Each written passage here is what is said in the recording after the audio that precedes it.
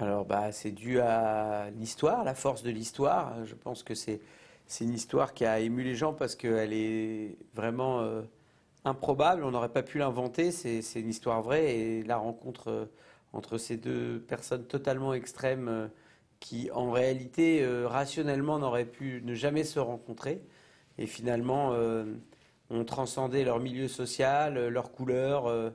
Leur code et toutes les conventions de la société pour justement créer une amitié. Ça, c'est ce qui a fait peut-être l'originalité de l'histoire, la qualité de l'interprétation. Ces deux acteurs formidables que sont Omar et François Cluzet. Et puis après, il y a quelque chose d'irrationnel au cinéma parfois et qui nous échappe. Et si on peut dire, ça nous a vraiment complètement échappé. Ce qu'on s'est souvent dit, c'est que c'est des sujets qui font peur et que les gens sont venus partager le rire dans les salles et partager un moment.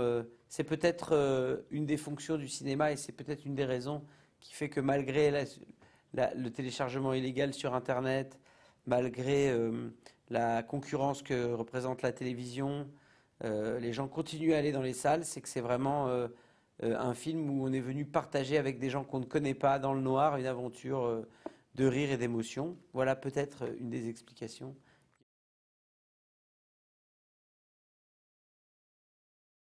Déjà, on a écrit le film pour Omar Sy. Omar Sy est quelqu'un avec qui on travaille depuis longtemps, quelqu'un qui vient de la télévision, qui a un show télé très connu en France, un show comique. C'est quelqu'un qui est beaucoup aimé en France. Nous, on avait fait deux films avant avec lui. Et là, on avait envie de lui confier un premier rôle. Et on avait envie de le voir dans autre chose, de le voir exprimer d'autres sentiments que le rire et que le fait de pouvoir faire rire les gens.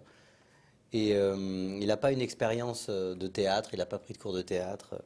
Vraiment, il vient de l'instinct, d'un jeu d'instinct, et on avait envie de le confronter à un acteur qui a un tout autre parcours, qui est François Cluzet, qui est un acteur vraiment très respecté en France, très installé, qui a fait beaucoup de films, beaucoup de pièces de théâtre. Et en fait, ils sont assez extrêmes tous les deux, comme le sont les vrais personnages dans la vie réelle, comme Abdel et Felipe Pozzo di Borgo. Donc on se rapprochait de cette réalité par ces deux différences. Et pour nous, c'est vraiment le meilleur casting possible.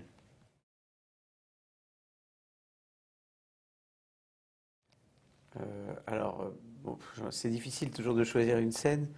Euh, J'aime beaucoup la scène où Omar danse pour François, parce que le fait est que depuis le départ du film, on a demandé à Omar de préparer la danse, il voulait pas.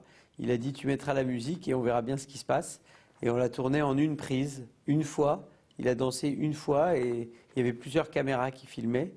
Et à la fin, tout le plateau, tous les techniciens ont applaudi parce qu'il a eu un moment de grâce où il a senti vraiment son corps bouger automatiquement avec la musique. Et c'est une scène qui me donne beaucoup d'émotion quand je la revois parce que j'ai l'impression que c'est dans le regard de François qu'il bouge le corps presque pour lui.